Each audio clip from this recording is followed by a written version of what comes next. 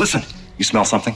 Human emotions are materializing in the form of a viscous psychoreactive plasm with explosive supernormal potential. What a discovery, a psychoreactive substance. Do you know what this equipment is used for? Boggle or Super Mario Brothers? We'll have fun! Yeah! They're still doing it. Really quite good work there. My friend, don't be a jerk. We've got no choice. Call the Ghostbusters. Super Jackpot! Welcome to Extraplasm Podcast.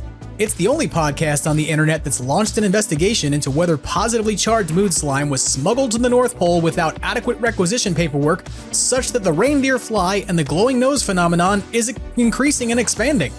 I'm your host, Jim Maritato, aka VinkManiac on the internet, and this week I'm excited to be bringing you episode 62 with friend of the show, Tom Henry. Tom is a recurring guest on Extraplasm and one half of the Ghostbusters Containment Unit autograph collecting group on Facebook, along with Matt Sanders. And I'm totally stoked that Tom was kind enough to join us this week for a recap of his recent trip to Steel City Con to complete a bulk signing opportunity with McKenna Grace, securing literally hundreds of custom-ordered autographs for Ghostbusters fans from around the world after flying cross-country with everybody's items. Tom is, of course, a dear friend of the show, the brains behind TCU Toys, and one of the contributors to our Ghostbusters Afterlife commentary track from episode 46, who I was really excited to bring back to the show and to talk with. So I'm thrilled to bring you this discussion as we get into some fun stories from his time with McKenna, her dog Gizmo, some other celebrities that he ran into and met at the convention, as well as the chat about autograph collecting business and culture a bit. But before we get into that conversation, I want to remind you that this is the last regular episode of Extraplasm for 2023, meaning the last episode featuring a one-on-one interview with a guest released on a Tuesday. But don't fret or forget, you'll be seeing a special holiday release episode in your podcast feeds this coming weekend, as Jason Fitzsimmons from Ghostbusters News and Tony Taylor of Phantasm Toys will be sitting down with me to provide you with a commentary track for the Christmas classic Scrooged, starring Bill Murray. Now, is that Ghostbusters? Well, no, but it's got Bill Murray, and it's got three ghosts, and it's got Bobcat Goldthwait, who's really cool, so we'll argue that this is a bit of the extra in Extraplasm, and that this is close enough. It's a bit of a stretch, sure, but there's not that much Ghostbusters Christmas media out there, right? There's just Xmas Marks the Spot, which we've already done last year with Chris Stewart. If you haven't listened to it, feel free to go grab that episode from the back catalog. But I'm excited about this episode. It's a movie I really love and that I like to watch every holiday season. And it's sort of peak Bill Murray. It's, the period after he's done Ghostbusters, but it's before Ghostbusters 2. So it's a really fun movie to watch if you've never seen it, although I imagine virtually everybody listening to this podcast has probably watched Scrooged. But I want to invite you to come in this weekend and check that out. This is going to be a BYOB affair, meaning bring your own Bill Murray. But be advised, if you want to watch Scrooged for free, you can find it on MTV on several days over the course of the Christmas 3-day weekend. And for that reason, if you have terrestrial cable and like DVR on-demand kinds of things, you may actually find it in the on-demand catalog of your cable provider. But it's also available for free on Pluto TV. And if you're an Amazon Prime or a Paramount Plus subscriber, it's part of your existing package. Although I will warn you, if you're on Amazon Prime, it is leaving Amazon Prime on the 1st of the new year. So you'll want to, actually tune in and listen to it before it disappears if you want to utilize Amazon Prime for that purpose. But beyond that, it's available for rent like virtually everywhere on a streaming platform for less than $4. So bring your own Bill Murray, tune in this weekend, and check out the commentary we're going to do for a holiday episode of Scrooge with Jason and Tony. I'm really stoked and excited about this and hope that you'll come check it out. But beyond the holiday episode coming out this week, I'm not quite ready to announce the details and the specifics, but you should keep your eyes and ears open for some news about a New Year's special that will serve as your last new content for 2023 and potentially your first new content of 2024, hint, hint. And if you've been crying a river of slime over not yet finding yourself some Ghostbusters Frozen Empire promotional merch and posters, well, there might just be something in the works to turn your slime frown upside down while benefiting a good charitable cause. So keep your social media tuned to Extraplasm's accounts on Instagram, on X, although probably not there so much because I don't post there as much lately, on Facebook, etc., because there's going to be some announcements coming over the next week. And of course, you can tune into the holiday special this week for more info as well. Okay, so with our preamble and our housekeeping out of the way, let's dig into some Ghostbusters headlines. Still making headlines all across the country, the Ghostbusters are at it again. Today, the entire eastern seaboard is alive with talk of incidents of paranormal activity. Phone-in topic today, ghosts and ghost busting. Extraplasm, read all about it. Ghostbusters headlines coming at ya. So last week's big news was the reveal that Slimer would be back in Ghostbusters Frozen Empire. Something I'm still so thrilled about because we haven't seen the ugly little spud on the big screen in a really long time. But the big Ghostbusters Frozen Empire news of this week is more about the Ghostbusters themselves rather than reveals of ghosts. And it starts with Dan Aykroyd's appearance on the Fly on the Wall podcast with David Spade and Dana Carvey. This was an episode that was recorded back in the first week of November, about 10 days before Dana Carvey's son unfortunately passed. An active recording of that podcast went on hiatus. But it was also the first day the SAG strike had ended, giving Dan Aykroyd the excited opportunity to talk about the movie for the first time in the many, many, many weeks since the strike had begun. He hadn't been able to really talk to the press about this since June, when the strike began. And if you think about that, like Dan Aykroyd talks about Ghostbusters even when he's ordering a sandwich. So it was probably kind of surprising that he didn't, that he managed to get through the entire part of the strike without violating that edict. So go him.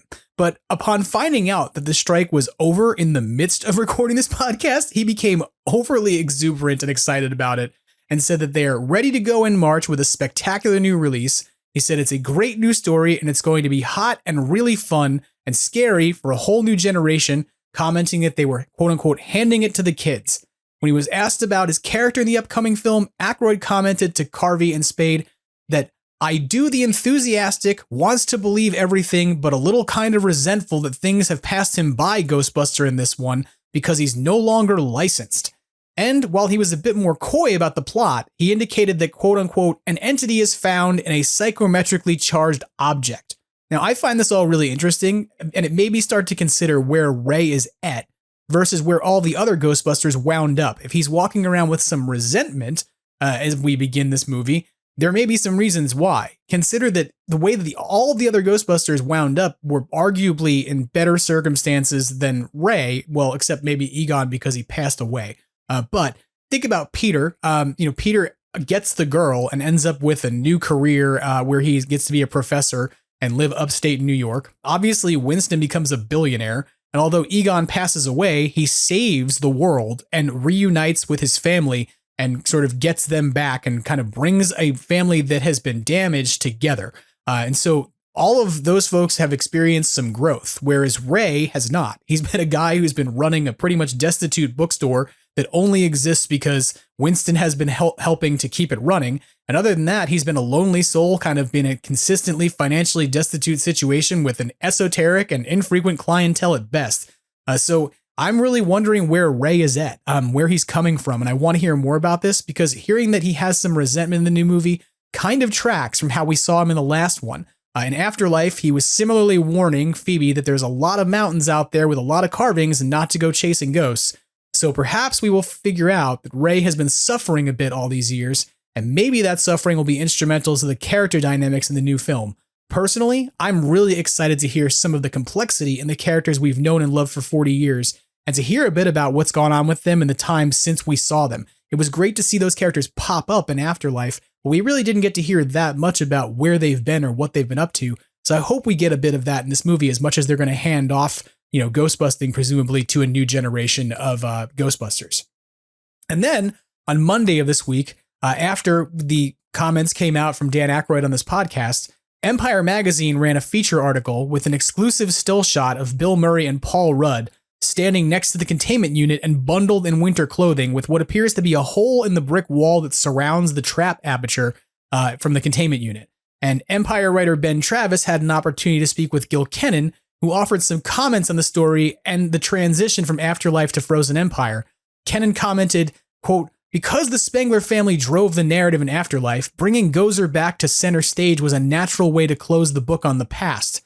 But we are now in the post-Gozerian era of the Ghostbusters saga, so that means we're able to stretch out and create an entirely new mythology. And that's thrilling as a storyteller because there are all new and terrifying stakes with fresh visual references to draw on.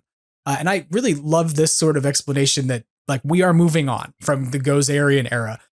Now, for anybody who's concerned about whether or not this next Ghostbusters movie will somehow rehash things you've heard before, or potentially that Vigo's going to show up in the movie because you saw slime blowers in an influencer's footage. I think that statement from Gil Kenan should really give you some confidence that you're going to see some new stuff if the trailer didn't do that for you already. It seems like they are eager to move on from the kind of bridging that was necessary to wrap up the narrative stories that we know and to bring back our characters from, 35, 40 years ago, and to now get into some new stories and some new ghosts, some new things that are going to happen with some new faces. And I have to say, I'm really excited about this. It's really cool to have some fresh and interesting new things that are going to happen in a Ghostbusters movie, as opposed to potentially seeing the same things we've seen before or deviations from them. I've said in the past that the last movie, Afterlife, is fantastic and I love it, but it is absolutely a love letter to the fans that's full of Easter eggs and things that are supposed to get us to go, wow, there it is, it's back, it's the orange thing, or whatever it is that kind of got shown to you to get you to connect with that film and see the connective tissue between it and the thing you loved in your younger years. But this is an opportunity for them to create and tell new stories, and I'm really eager to see what they're going to come up with. Commenting further on his directing experience, working with Dan Aykroyd, Bill Murray, and Ernie Hudson, as well as the returning cast of Ghostbusters Afterlife, Gil Kenan further added, I remember there was a moment halfway through the first morning of directing one of the big screens where I looked at the monitor and just caught myself with the biggest grin ever. Finally, it dawned on me that I was calling action and cut on some of my very favorite characters in movies, working on a big cinematic scale on something that I really cared about. I try to hold on to that feeling. I still have it now, finishing the film. I can't wait for March of 2024 so we can get a look at what Gil Kenan has in store for us as a storyteller in the Ghostbusters narrative universe. And I'm additionally thrilled that the cast can now be out talking more about the movie and helping to market it after a tense period where nobody could talk about any movie. 2024 is going to be a great time to be a Ghostbusters fan, and I'm so excited for Ghostbusters Frozen Empire. And the sort of lead up to Frozen Empire, of course, is going to include comic books, which we've talked about in the past. So it kind of makes sense for us to talk about some comics news for a few moments. The cover art and synopsis for issue 2 of Ghostbusters Back in Town has been released by Dark Horse Comics and is now available to take a look at. That cover art is easily found over on Ghostbusters News if you want to take a look at it, and features the Spengler family gearing up in flight suits with a giant ghostly-looking bird thing that almost resembles a pterodactyl in the background. Could the Ghostbusters be fighting the ghosts of dead dinosaurs? Probably not, but maybe. It's an idea that at one point almost made it in Ghostbusters 2016, so who knows. But the plot synopsis for the issue states that big city life proves a challenging adjustment for the Spengler family. Something sinister swoops around Central Park, but the family's focus is split between the personal and the professional. New clues point toward the true cause of the city's recent ghost epidemic, and one family member is following the trail with a dedication that may end in trouble. Now, we've discussed previously that the first issue of Ghostbusters Back in Town will be dropping on March 27th of 2024, and you can, of course, go and talk to your local comic book store about pre-ordering that. You can also then expect to see issue 2 at your local comic book store on April 24th. And so you'll be getting a book a month, it seems, and there's going to be 4 books in the series. So figure if it's going to start in March, it'll end in July. And again, I think that this is going to be a story that is not necessarily directly tied into the new movie, given that it's going to be coming out a big portion of it after the new movie releases, but one that will take place between our time in Somerville and the time now returning to the firehouse. That'll be kind of an ancillary tale that you can get into and read and then know a little bit more about your characters. Or if you don't get a chance to look at it before you get to watch that movie, especially because about 3/4 of it won't be out yet, you'll still be able to enjoy the movie without the knowledge of the comic book. So I'm really stoked to see what happens with this, especially because I really want Dark Horse to engage in a lot of comic books.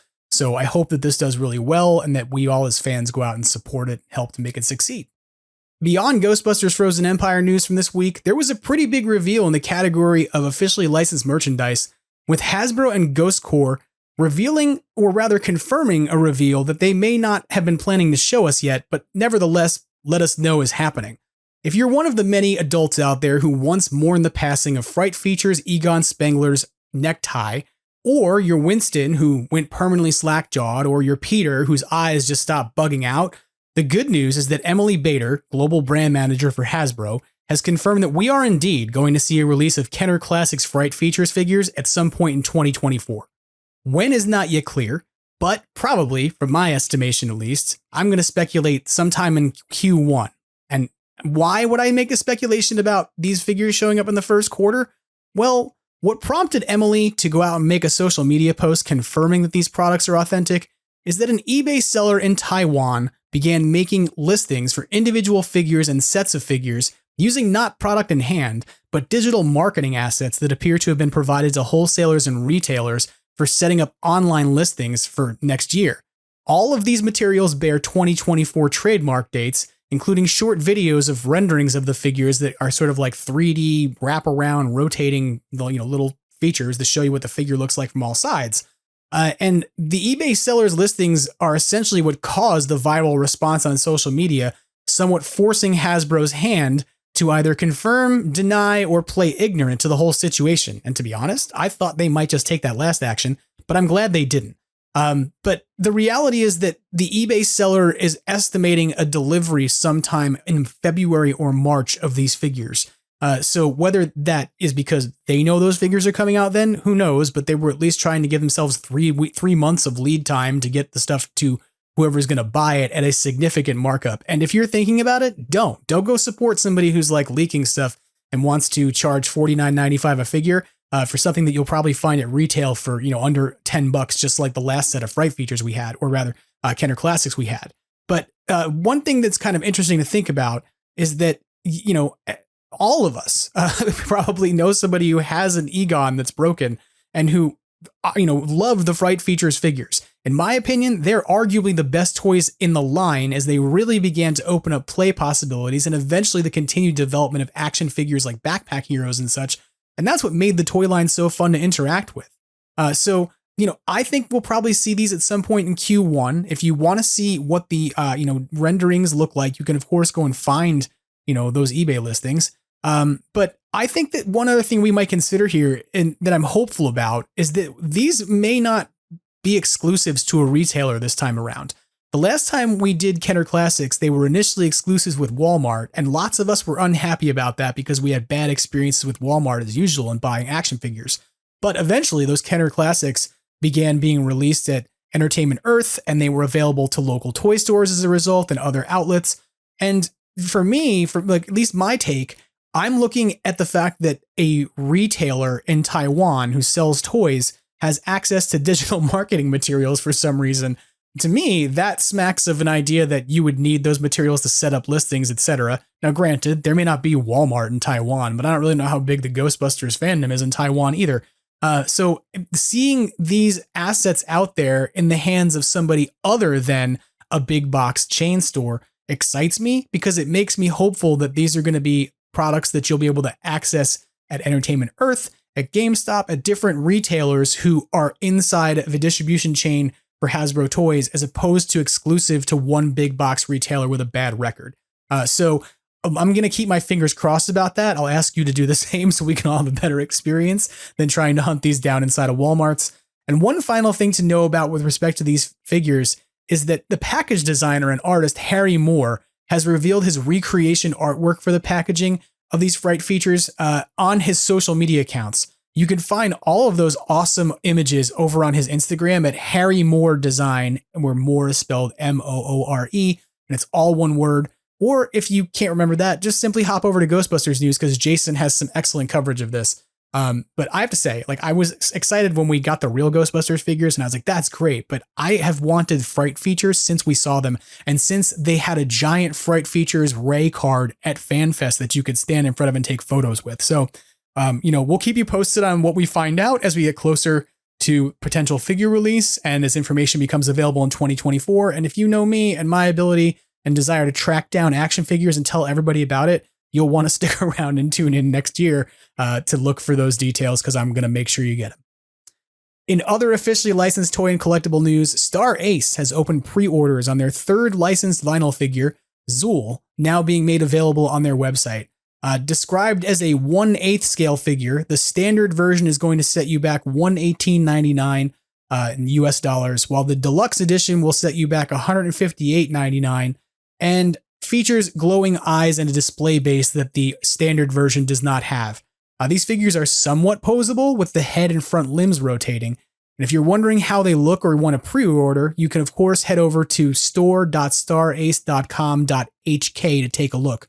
For my part, this is a nice looking figure, but I can't get over the fact that I feel like I'm looking at something that looks very akin to the NECA Zool and Vince Clortho figures, albeit with some fresher paint apps and vinyl materials as opposed to hard plastic. And that's not necessarily a bad thing, especially if you missed out on those figures and you've been trying to chase them down like new in the box for 20 years, which at this point, the batteries inside of them are slowly decomposing and destroying the light up feature that activates by pushing the tail. So if you're the kind of person who's been tracking down those figures for a long time, this might be an option for you that may be more exciting, although potentially maybe a little more costly given what those trade for on eBay, but I digress. I'm eager to see this in person at some point, though, to make a more informed opinion about it. It's hard to rate an action figure or collectible when you haven't seen it and you can only see renderings, and I get wary about that. That being said, I just saw those Kenner Classics figures, and I'm like, they're going to be amazing. So, take what I say with a grain of salt, I guess. Who knows? But like I said, I'm hopeful to see these in person and to make a better informed decision about them. But they do seem like they'll be a nice addition to the offerings that Star Ace has out there. And if you head over to their website, they even have a few bundles to save you money on Zool and another figure at the same time. So if you haven't picked up their Slimer figure yet, for instance, you can pick it up alongside this. And I think you save about $40 in the process. So again, you can check these out at store.starace.com.hk if you're interested in the Zool figure or any of the offerings that Star Ace has coming out. Our last piece of officially licensed merch news is about Sony Wonderverse, the new entertainment complex that Sony has opened in Chicago and where our friends Greg Hilliard, the Ectotech, and the Ecto-1NJ, owned by Nick Ferreira, have been out and about helping to promote the opening in the last week. So there's a soft opening going on right now where Wonderverse is not quite up and running on all of its food and drink yet, but the location is up and running. You can do all the interactive stuff that's going on there, and they're essentially prepping for a grand opening by having people come in and check it out if you're not familiar with what a soft opening is. But this means that some folks have had the opportunity to go inside of Wonderverse to take photos and videos and to get a look at what it's going to offer, including the Ghost Trap Bar. And Ghostbusters News has great coverage of this that you can check out. Social media user Liver Stealer submitted photos to Ghostbusters News of exclusive products, including t-shirt designs that have the Sedgwick Hotel design, the Slimer design, a Slimer Ice Pop design, some long sleeve options, and more. And you can go take a look at those over on Ghostbusters News to kind of see photos of those rather than me describing the appearance of a series of different t-shirts. And Jason's coverage based on the photos also provides some insights about the drinks currently on the menu at the Ghost Trap Bar. So some of the things that are available now are things like the Stay Puft Sour, but there's going to be some new drinks that are coming out, like the Mood Slime, which is a drink featuring tequila, lime, cranberry, and strawberry champagne foam, which I find fascinating that there's like a strawberry foam tequila drink that is going to be kind of like slime, and some Slimer Jello shots. And there's a whole bunch of other like Sony property themed stuff. Like there's a wax on, wax off cocktail because, of course, Sony owns Cobra Kai. So it's going to be an exciting place to go hang out, I think. Check out Ghostbusters News to see more of the gallery of photos. And just so we're clear, I want to go to there. Our last piece of merch news this week is of the unlicensed variety. Our friends over at Phantasm Toys have begun teasing their next Class 10 figure release. And after several sightings at cons and in the background of Tony Taylor's workspace when he records Extraplasm and then holds up figures at me to distract me that you all don't necessarily know about, they have now revealed what he and Brendan Pearce have been working on for their next figure. And it's a figure they've affectionately named Viggy. That's right. If you've ever wished you had a figure of the deformed head of a certain Carpathian that, floats above an altar, your wishes are about to be fulfilled. Tony and Brendan are putting out 2 different sizes of the Viggy figure. The Class 10 version will be a 3-inch tall, possessed pink slime-hued Vigo head on a stand that looks like a Carpathian altar and will fit alongside 5 and 6-inch figures right in the scale, while the XL edition will stand at 11 inches total with a 6-inch head and an accompanying altar. Pre-orders for these figures, which will be the first of 2024 for Phantasm Toys, will go live at midnight on New Year's Eve. I may have to ask Tony about this because I thought doing things all together with positive energy was supposed to make this head disappear. But it seems in this case that Phantasm is going to make things manifest based off our positive energy. So if you're interested in this, go over to Phantasm Toys, Fantazm, in case you've never done that before, and take a look at their Instagram account where they've got good renderings of what they're going to be putting out there. I believe that they've got their prototypes photographed and stuff. So you get a really good look at what Tony and Brendan are releasing at the very beginning of the new year and the end of this one. And lastly, if you've not seen it, now, although I did say that was the last piece of merch news, so I guess I kind of lied, but I want you to go take a look at this and support it if you're into it, because I think it's really cool. Head over to Ghostbusters News and take a look at the artwork from our friend Chris Sorrentino, aka Pizzaplasm, whose Real Ghostbusters series, REEL, reimagines the cartoon characters from the Real Ghostbusters cartoon in the movie scenes. And this time around, his project has yielded a Christmas card styled image that rivals his existing Ecto-1 with Christmas tree on top that you've likely seen in the promotions for the New York Ghostbusters toy drive effort in the last few weeks. Chris has put out an image that replicates the Santa hat scene from Ghostbusters 2, but features the Real Ghostbusters characters. And it's all on a background that is the spitting image of a Topps trading card. So this is a really cool piece. And it's really affordable. You can grab an 8x10 from Chris for only $12 at his web store, which is chrisjsorrentino.com. Or if that's too hard to figure out, go over to Ghostbusters News, click the link in Jason's coverage, and it'll take you over to the web store. But I have to say, this is a piece you can get and you could frame, and then one of the things you could just put away for the holiday season. And then when it's or rather when the holiday season's over, and then when the holiday season starts up next year, you can take it back out and hang it up. And if your significant other goes, why are you hanging Ghostbusters art around the house? You can say, that's not Ghostbusters art. It's Christmas decor. Come at me, bro. But I think this is really great. I love Chris's work, and he's a fantastic person to chat with who's been on Extraplasm in the past. You can find his episode in the back catalog. But go ahead and take a look at his artwork over at chrisjsorrentino.com. Okay, so that pretty much wraps up our headlines for this week. So let's go now to my conversation with Tom Henry, as we get into a bit of the story of his trip to go see McKenna Grace and get hundreds of autographs signed, as well as chat a bit about the autograph trade in general.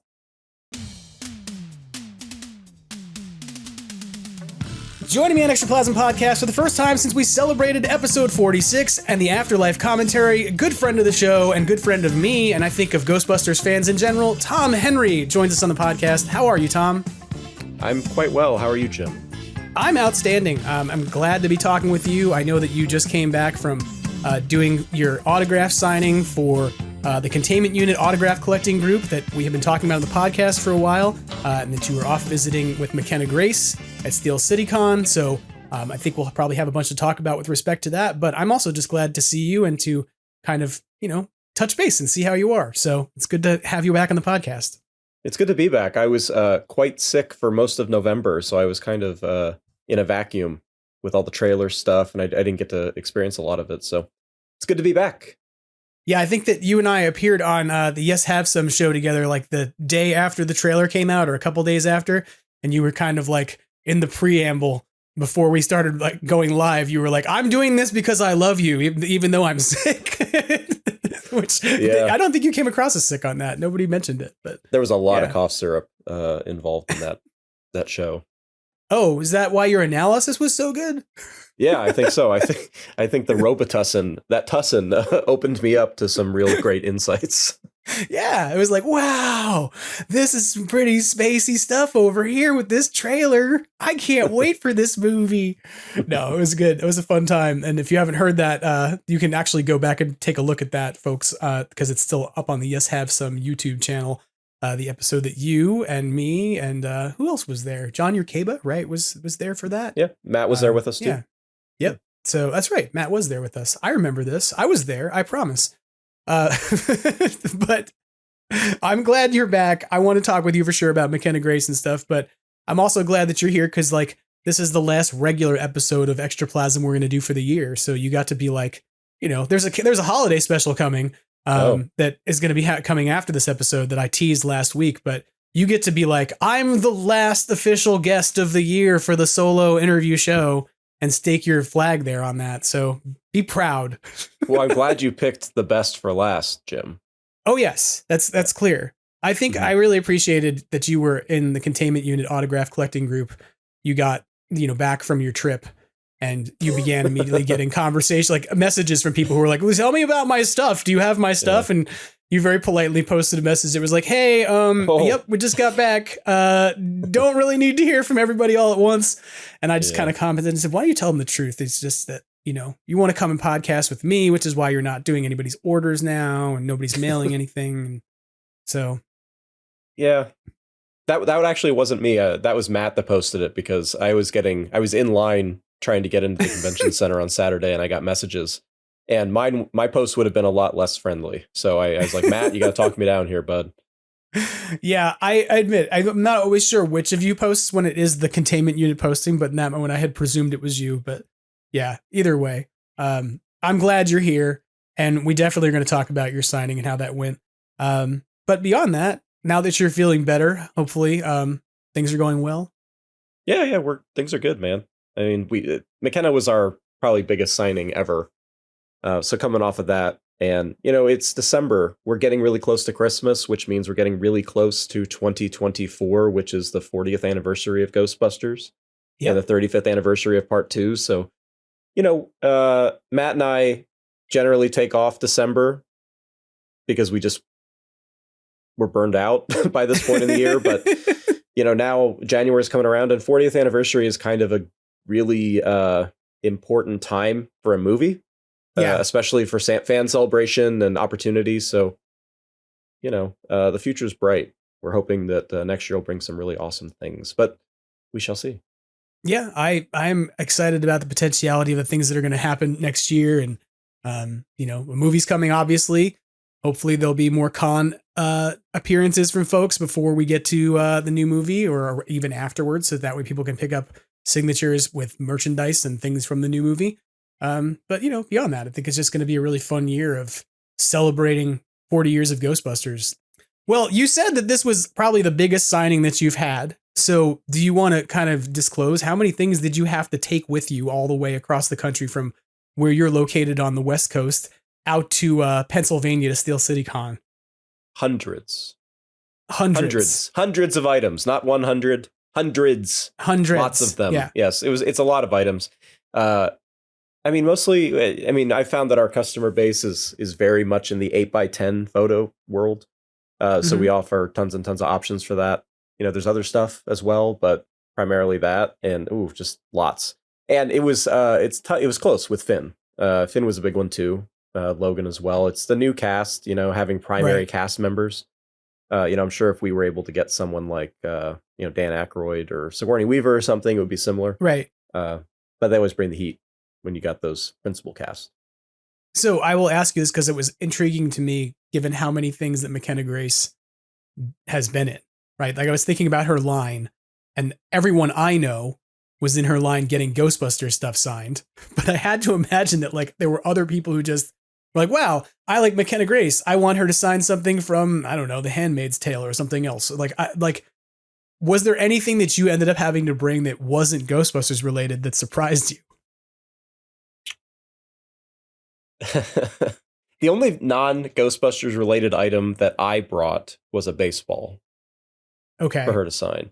But there's some folks, Teddy and AJ, shout out to AT Consignments on Facebook. But they partner with us on some of the bigger signings. And they had, for McKenna, a Haunting of Hill House piece from Netflix, the Mike Flanagan show. Yeah. And it had a ton of autographs on it. It was awesome. Everybody had written a quote and like this, it was like a yellow paint. I don't know. That was awesome. Not mine, but that was cool. That was pretty much the only though. I expected kind of like more Captain Marvel or, some of the horror stuff. Right. Didn't really see any of it. It was all Ghostbusters. Yeah. I was intrigued because I was like, I wonder if there's, alongside the number of Ghostbusters fans who I know who went and did photo ops and things, were there like young Sheldon fans who were just like standing in line to like, we love that show. Let's go see the girl from Young Sheldon. But yeah, I don't know. I think it was kind of weird because I like watching it from afar. It was so deeply, because of my lens, it seemed like the reason she was at the con was Ghostbusters. It is, but it came up during the signing I don't remember how it came up, but they mentioned, I think maybe her mother mentioned it, but when they were in the UK, they got recognized a lot because of Young Sheldon, not because of Ghostbusters. Everybody's like, oh my God, you're on Young Sheldon. And I guess one of her friends was with them at one point, who's also on the show, Young Sheldon. And that's all they got recognized for. So that show's huge. So it would not shock me if there was a ton of Young Sheldon items, just not maybe in my hands. Because I did see Designated Survivor stuff, because Kiefer Sutherland was also at the show. And that dude, he's awesome, by the way. But so I did see some of that. And I think we had one of those too that she signed.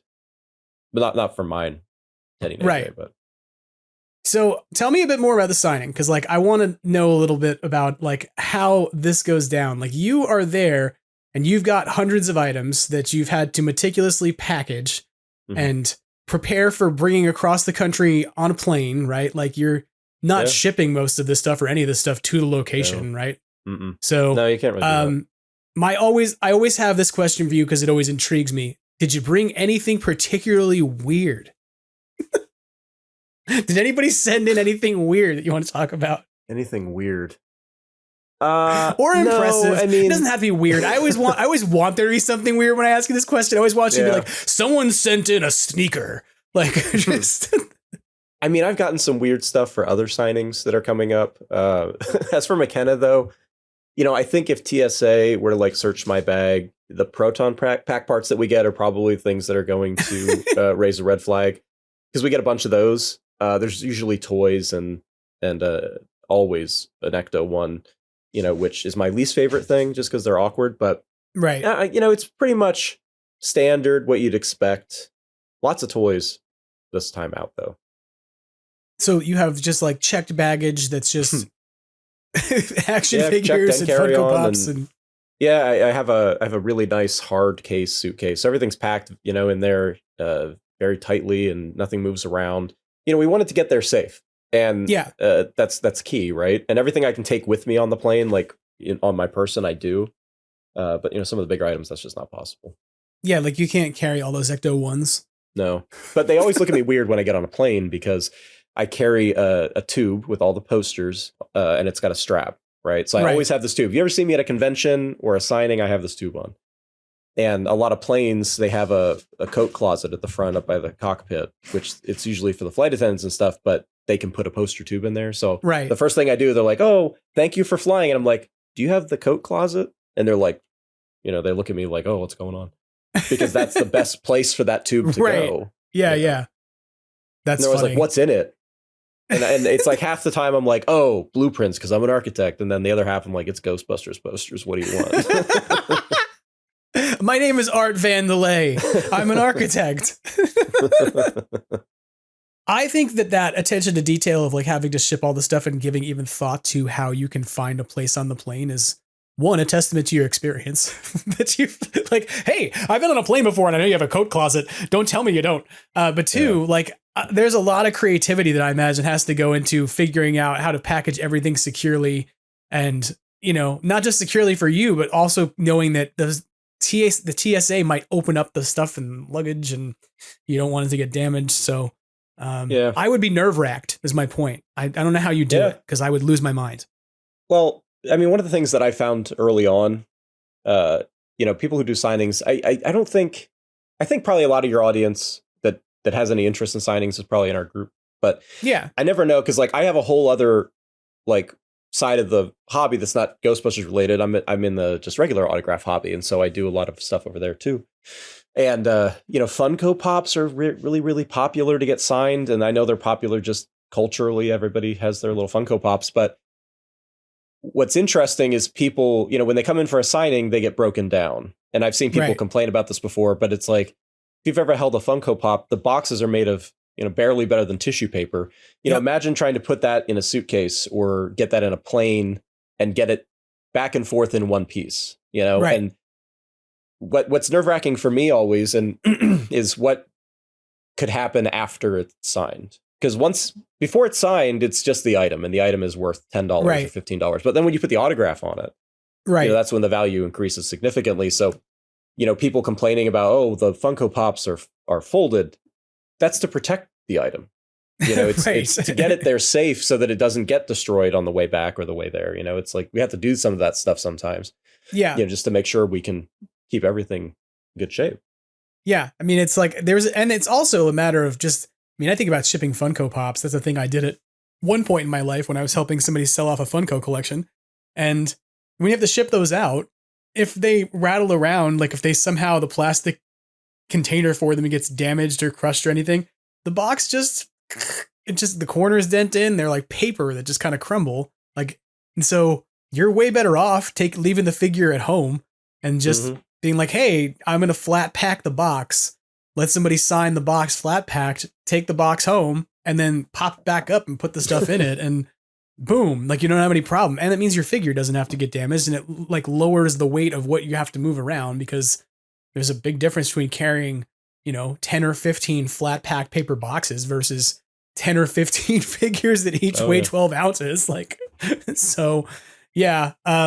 I could see why that would be a nerve-wracking thing though, once you're done, because if anything does go wrong with them, how do you replace them? So yeah. So at that point, do you just like handcuff all the bags to yourself? And yeah, it's like one of those diplomatic pouches. I'm in the stow area with all the luggage handcuffed to my suitcase, and I'm riding it like the guy rode the missile the bomb in Doctor Strangelove. Yeah. Just waiting to get back on the ground at SeaTac. I'm glad your trip went really well though, and everything came off without a hitch. For the most part, I don't think you had any big hiccups. We can talk about them if you did, but I don't think you did. No, it wasn't big hiccups. It's the part that's always hard is East Coast. I'm on the West Coast, and so traveling across the country, and it's not a casual time. When you're on the ground doing this stuff, there's a lot of hustle and bustle. Yeah, I mean, I think that it's a significant amount of hustle, right? Yeah, and it's the holiday season too, so lots of hustling around. Well, let's get into talking a bit about your time with McKenna Grace, because sure. You didn't like show up at the con with a shopping cart full of items and go stand in the line and be like, "Hi, I brought all of this for you to sign." I mean, you had time like with her to interact and kind of get through this over the course of several hours, right? So yes. I know people that do that. I do that. I've done that. Yeah, I didn't bring a wheelbarrow or anything like that. That's called a con consignment, like a convention assignment. Consignment, sorry. There are people that do that, and they're the bane of any convention goer because they've got, 20, 30 items and they hold up a line. But I've done that in the past. We don't do that at the containment unit. We considered doing that once for McKenna because it didn't sound like a bulk signing was possible. So we were going to do that one time just because we love our community. We had an opportunity to have stuff signed by McKenna. It just took place at the con because they're there. We didn't go through a line. We had a green room, which is a private space just for us. What was kind of weird about this one, Jim, is we had time, so we went in and set everything up beforehand. So basically, when McKenna got there, she was just ready to go. Sit down and start signing, essentially. But the green room was attached to the con in a way, so other people came through the green room. And so we were just setting up, like when I walked into the room, Skeet Ulrich was sitting there from Scream. He was just sitting there in a chair, and like I'm setting up all this stuff, and like he's just doing his thing, I'm doing my thing, and he's just like kind of watching me. And I said, "You want to sign some Ghostbusters stuff?" And he's like, "Only for that Ghostbusters money." But it was just like moments like that. Like before McKenna even arrived, I had this moment that really kind of made the weekend for me. I was sitting there setting up stuff, and Peter Billingsley, Ralphie from A Christmas Story, walks through and makes direct eye contact with me. And I'm like, "Hey, how are you?" And he looks at me and he's completely genuine. He goes, "I'm great. How are you?" And like little Ralphie, like you'll shoot your eye out guy. It's so bizarre. But it was nice. It was a nice chill environment. So just I would be terrible.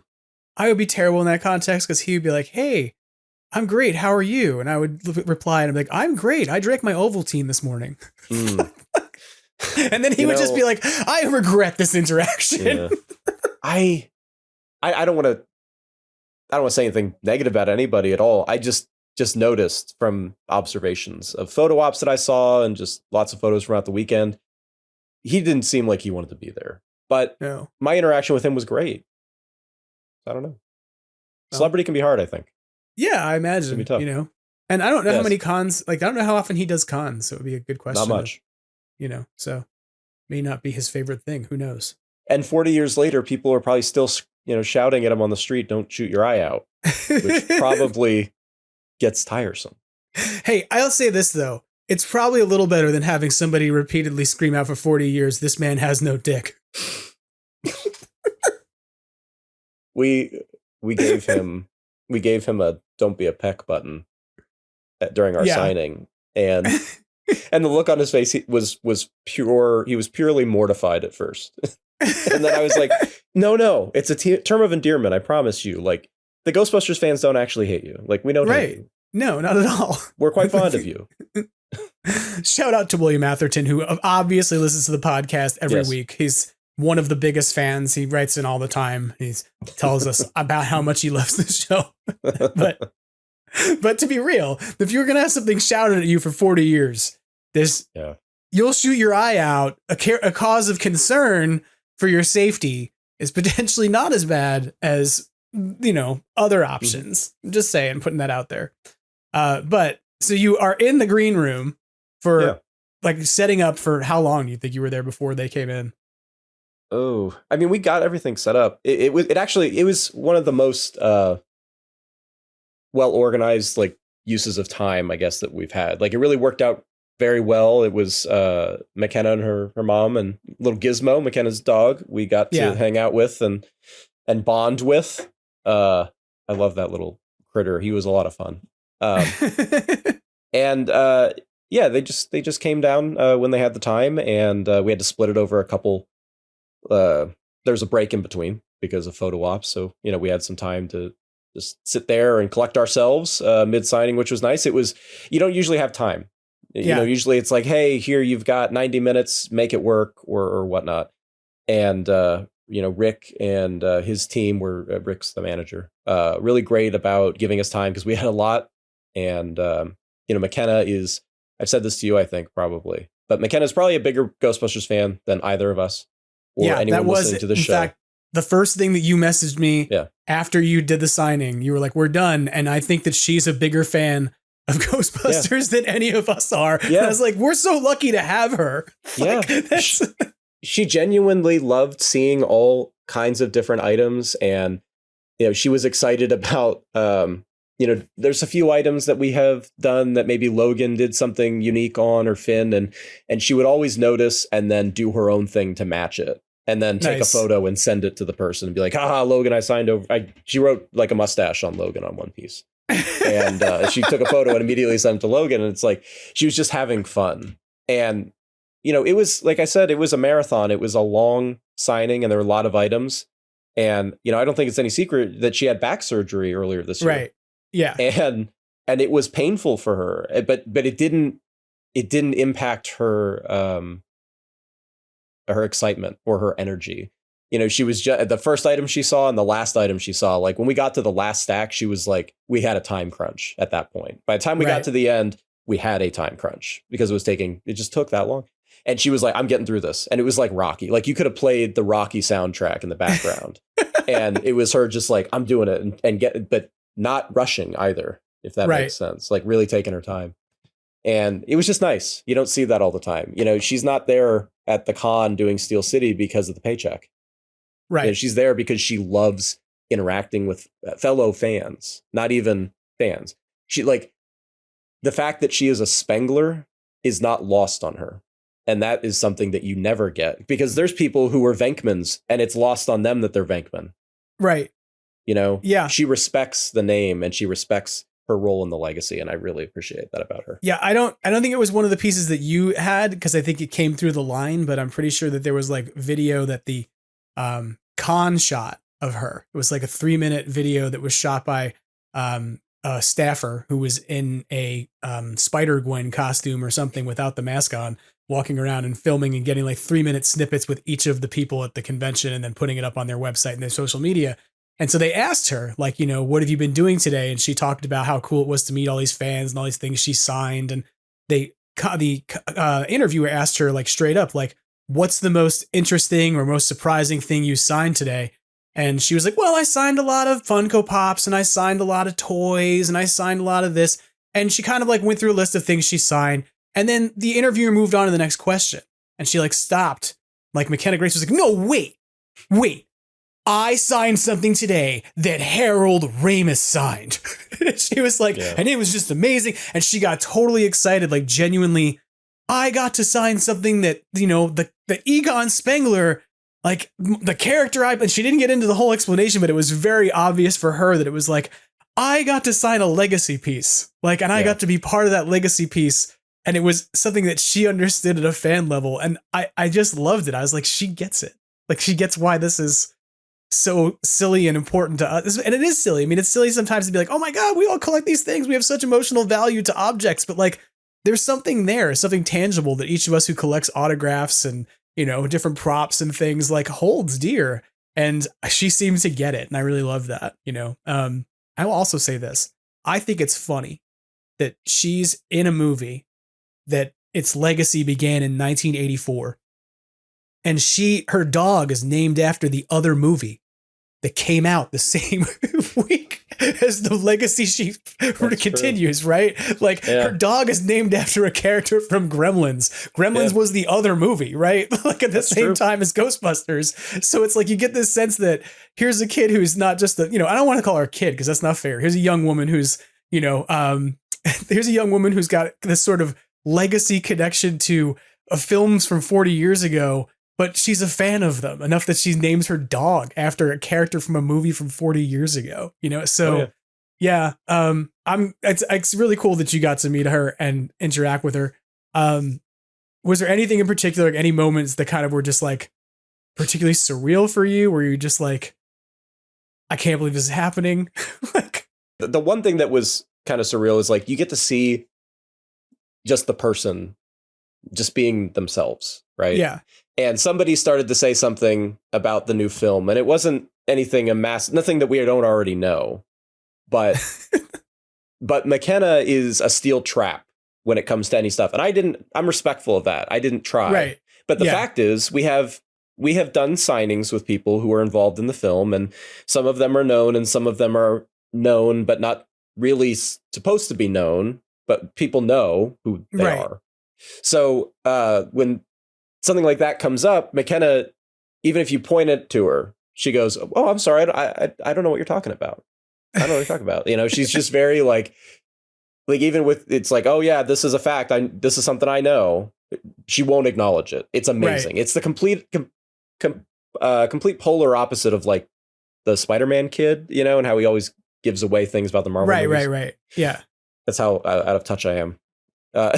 So Tobey Maguire is his name. Exactly. Or like Dan Aykroyd, who just kind of gives things away on accident. Volunteers things about the movie. Yeah, and so much so that like somebody had mentioned something again that's known, but McKenna was like, no, like from across the room, and it was just nice. She's very protective of it, and she can't talk about it, but I asked, are you excited? And she's like, yeah, I'm super excited. And I asked, are you more excited about this one than you were for Afterlife? And she said, no. She said, I don't think anything will surpass the excitement I had because that was the first time I joined the Ghostbuster family. Yeah. And it's just like, damn. Like the biggest Ghostbusters fan on earth is a Ghostbuster. Yeah.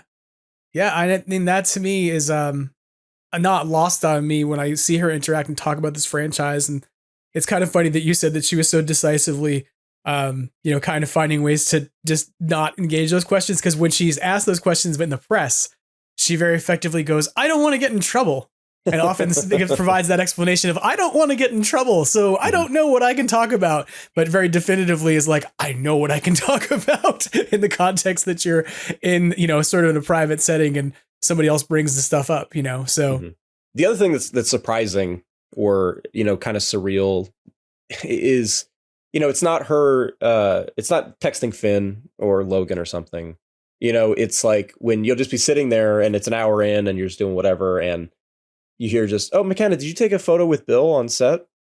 And, you know, it's like that statement in itself isn't all that, it's not all that special, right? But when you think about the Bill in question, you're like, they're just talking about Bill Murray casually, who they saw and know professionally. It's like Bill Murray is the ultimate, you know, myth of our time because he is Bill Murray. And that came up as well. Actually, oh my God, I taught McKenna the word Murricane.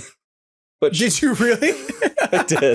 I did. And she was so like, she thought that was very funny. I was like, I can't take credit for that. That was a Dan Aykroyd creation, but it fits. She's like, it does fit.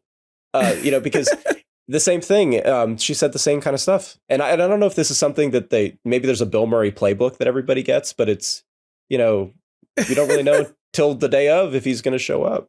And, you know, then he does show up and he's hilarious and he's amazing and he's Bill. Right. You know, but it's like, you hear that from all levels. You've heard that from Dan Aykroyd. Right. You're now hearing it from McKenna Grayson. So it's like, that must just be how this man operates. So it's interesting to see that from a different perspective. Somebody who actually knows him in some capacity, right? Yeah. Somebody who's worked with him, right? Like, not maybe doesn't like hang out with him. She doesn't call him and be like, hey, right. You want to go watch a baseball game together? Go to a golf tournament, hang out, chill. Like, that's what most teens my age are doing. So let's do it together. But I think this is really cool. I think it was really awesome that you got to go and do it. And you got to engage with her in a way that was, you know, one-on-one in the sense, like, not, I mean, there's other people there. Obviously it wasn't like just you and McKenna hanging out, but like, you know, you're involved in a project. How long would you say you had? Like, how many hours did it take to do all your signing? It was about 3 hours. Oh, right on. It was long. Yeah. And we had a bit of a break in there because she had to go do her photo ops. But yeah, it took about 3 hours and it was nice. And it was nice because we had a lot of time and she could take her time. And, you know, we tried to make everything as special as we can. Her signature, very consistent. Sometimes people get tired and at the end, you know, it becomes something not as recognizable as their signature. You know, but I mean, every single one. Yeah. Consistent. Right on. Yeah. Nice. So overall, a pleasing experience. You're like, I had a good time. 5 stars. Would arrange a signing again. Yeah, it's a good signing. You know, that last statement, I don't know. Yeah, if we had an opportunity to, sure. You know, I think for us at the containment unit, you know, one time is usually good for our members. You know, when there's new media, sure. You know, I actually expected us to do more Frozen Empire stuff than we did because the trailer's out there and those red jacket shots look awesome. But we didn't. And so that tells me that after that movie comes out and is likely a huge hit, and there's all kinds of new stuff that, you know, there's going to be demand again. Yeah. We're actually going to test the waters, hopefully coming up pretty soon. See if we can't put something together with Mr. Wolfhard, who we offered. It'll be about 2 years. So we'll see. But yeah, Ghostbusters is kind of, you know, we all look at it very fondly in the Ghostbusters community, but it's pretty niche, specifically in the autograph world. Right. When you know, autograph collecting is mostly reserved for things like Marvel and Star Wars and sports and stuff where there's like a really deep well of characters and signers that you can pull from. And Ghostbusters doesn't really have that kind of legacy yet. So it's pretty niche.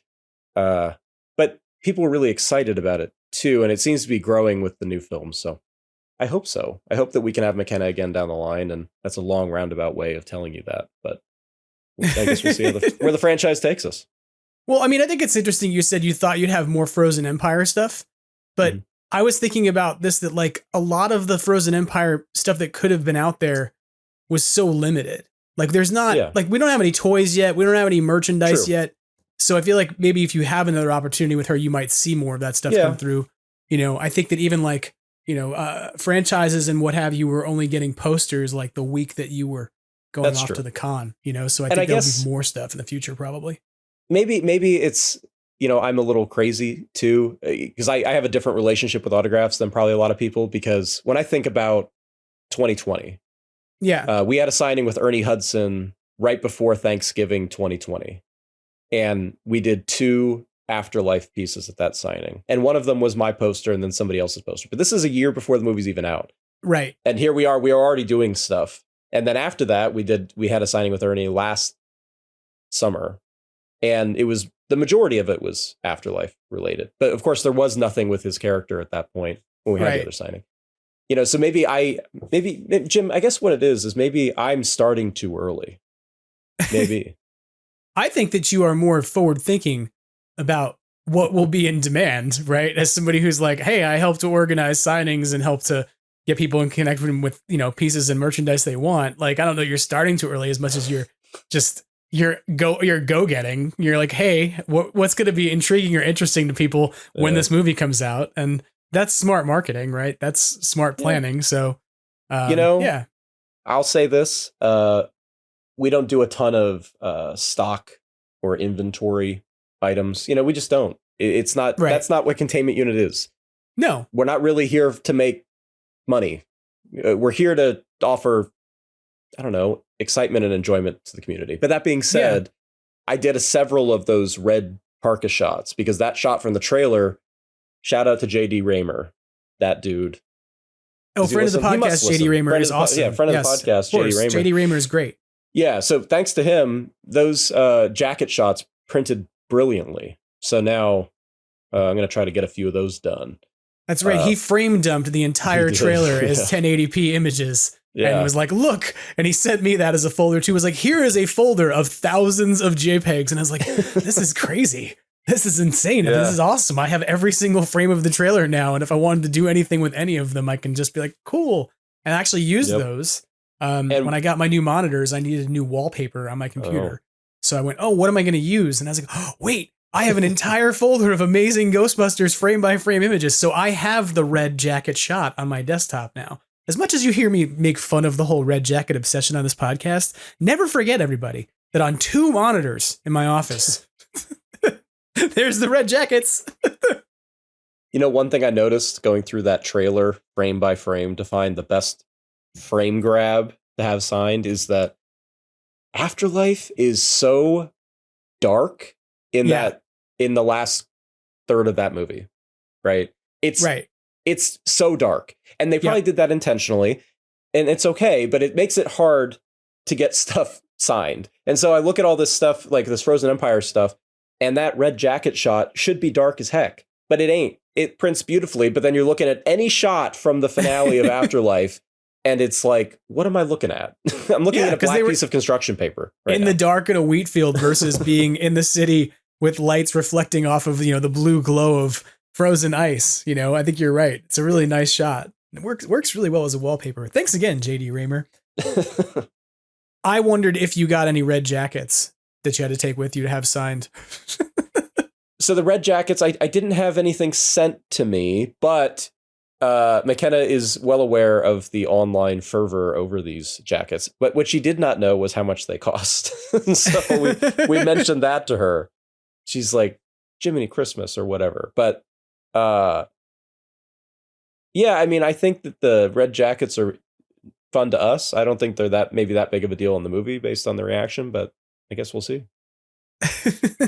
I hope they're in the movie for like 1 second. They're like one frame. They're like, yeah, and then that's it. And they never wear them again. That'd be fantastic. Been joking with folks that, you know, things that happen in trailers sometimes change, right? Mm-hmm. And so I've got 2 theories of what's really going to drive people crazy. One is that the red jacket scene will just never be in the movie.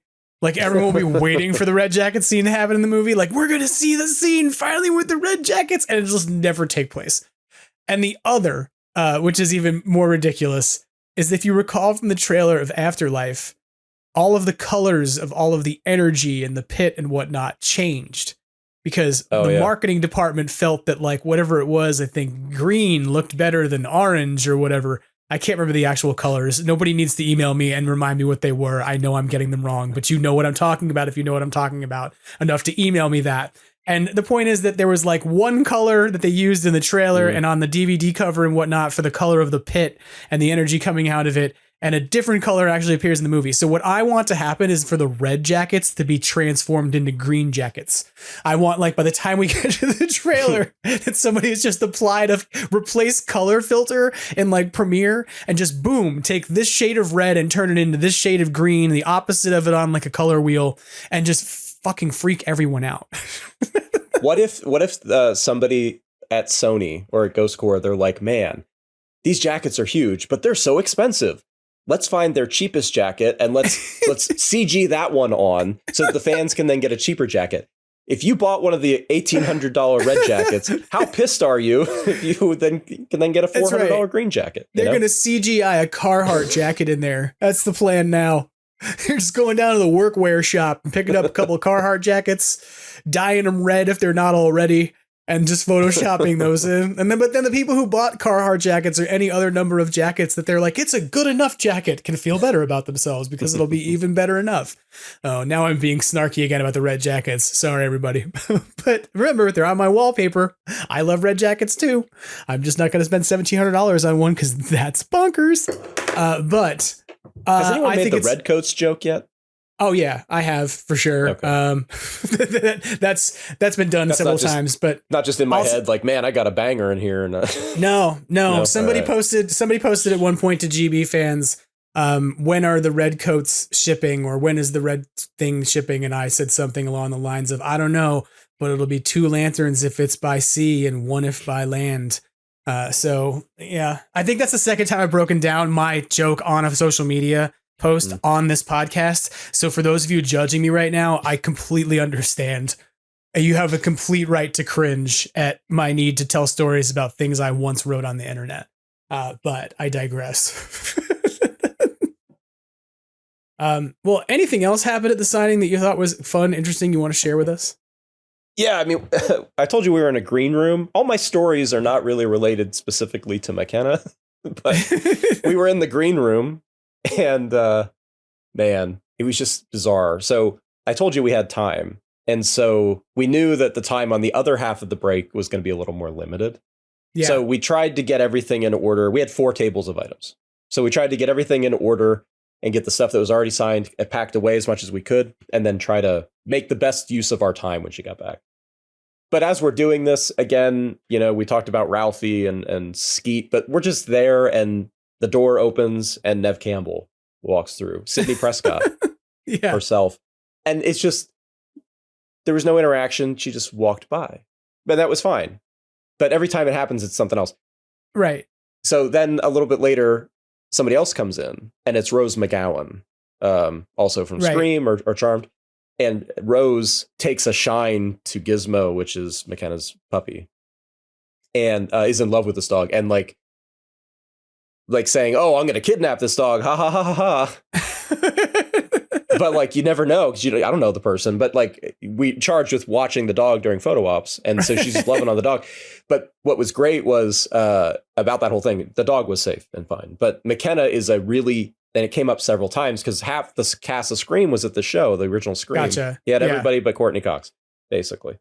McKenna's a huge fan of that movie, and she missed every single one of them, unfortunately, because she just was out of the room. But when she came back, it was like, oh, hey, you know, Dewey's sister from Scream really loved Gizmo, and she's excited, you know. And then later on social media, I saw that they did the Scream cast photo op, and there's McKenna right in the center, and they were like, Ghostbusters meets Scream. Yes, I did see that. They should have just gone Ghostbusters meets Ghostface, right? But whatever. Right. And there she is, living her best life with the photo with the whole cast of Scream. That's amazing. You have to wonder if there was an interaction afterwards. It was like, hey, you got to meet Gizmo, but have you met the person who hangs out with Gizmo all the time? Just, you know, have the rest of you met Gizmo? Here, like, it was. I got to see. We don't do a ton of con signings like this. You know, whenever we do a signing, generally speaking, it's well, I've told you this before, but sometimes we do signings at Starbucks, or sometimes it's at Carl's Jr., or it's at an Oscar winner's home or their office or something. You know, it just varies. But we haven't done sometimes many. There's avocado toast. Sometimes there's not. Sometimes there's avocado toast. But we don't do many at cons. And in fact, I would say that this is probably the only one that really qualifies as doing it at a con, because the Logan signing, the con's in a hotel. So we had a large hotel suite where the signing happened. But this was at the convention center. But so there was another signing entity. I don't know what they were, but they were doing some private signings as well in a room that was kind of adjacent to ours. Gotcha. And that's why Rose was there. She was doing a signing for these folks. And so I got to see somebody else do what we do, which I've never really... I've been to many signings, but I've always been a participant. So it's just interesting to see how other people do it. Right. To kind of get some insight on like what does another person who's coming in or a vendor who's coming in and sort of setting up those private opportunities to get signings done with different celebrities. How do they organize it? How do they set it up, etc.? You made me think about a question because you're thinking about time a bunch and like how much of a time crunch there was towards the end. How much time do you think that McKenna spent like with each of the pieces you are putting in front of her? 15 seconds, 20 seconds. It goes really fast. You know, it depends on, is there a character? Is there a personalization? You know, going in, quotes weren't really something, we weren't sure on quotes because of time. You know, you have to think about it. You're right. I've talked about time, but at a con, it's different than going to someone's home or their office. At a con, they have places they need to be. So McKenna has to be at her table signing from this time to this time. She's got photo ops from this time to this time, right? So we don't really know if there's going to be time for quotes, you know? So, but if there is a quote, that obviously takes a lot more time, or if she's excited about an item, or if there's an issue with a pen or something. But, you know, McKenna, we always put sticky notes on it. You know, there's sticky notes that say the color and the placement and the request, because there's no way we're going to remember all this. Right. So McKenna just started and this is not unique to her, but it's more unique than you would expect.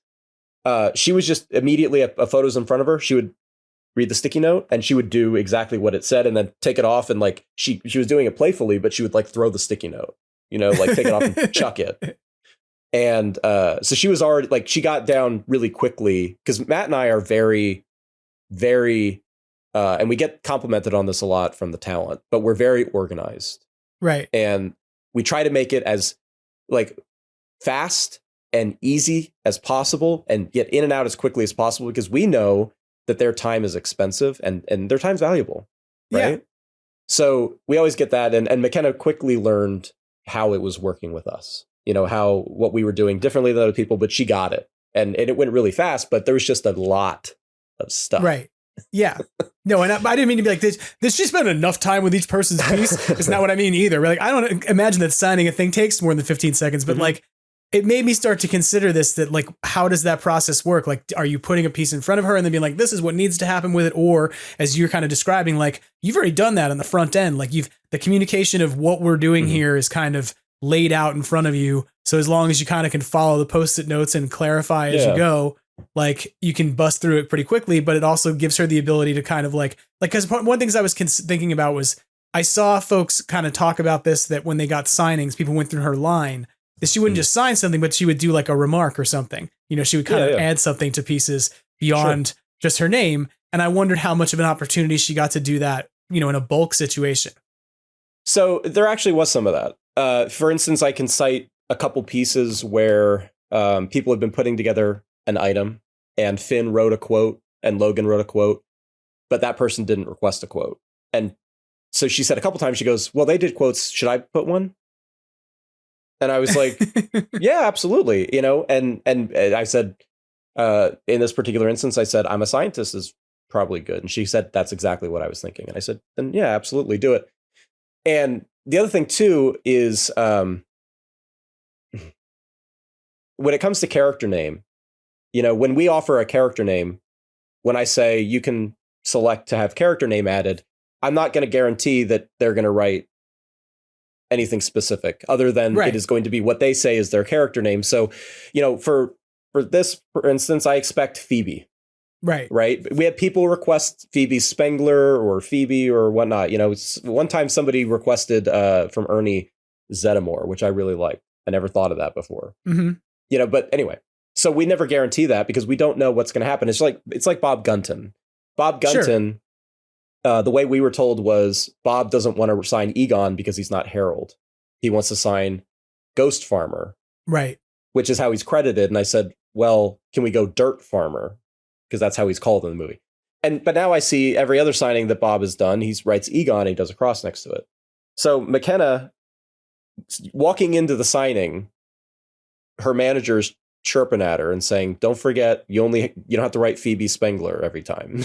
Right. But McKenna, and it came up though, McKenna said, and I told you she respects being a Spengler. She felt that she is a Spengler, that she wants to write that. And so more often than not, it was Phoebe Spengler. She took the whole time to write Phoebe Spengler because of that respect. Now, not on every item, there were some she did, some she didn't, and it was just kind of hit or miss, but a lot more than I would have expected. And then she also mentioned that, let me say it, that whenever she signs her name, she puts a little heart on it. And that's how you know she signed it. It's because the heart's there.